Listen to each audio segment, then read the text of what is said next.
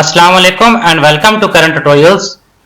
Okay, in this section we will discuss transition word. Transition words are used to show a transition between two statements. So even though, when we want to emphasize on a specific statement or expectation, we use even though. Like as I have attended the meeting even though I was sick. Despite is used to show a contrast between two statements. In spite of and yet they both have a similar meanings. Therefore, the next one is thereafter. Thereafter has the similar meaning of after that.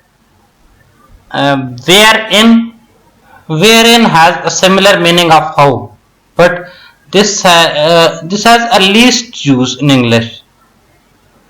Whereby means in accordance with.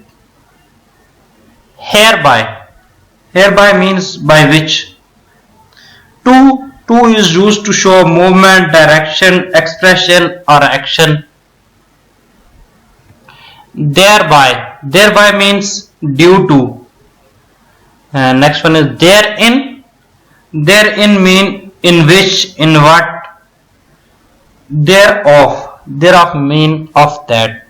This has a similar meaning of that. For, it's a simple one, a situation verb. Through is an informal word, like as I go through a specific book. Although it's a very formal word.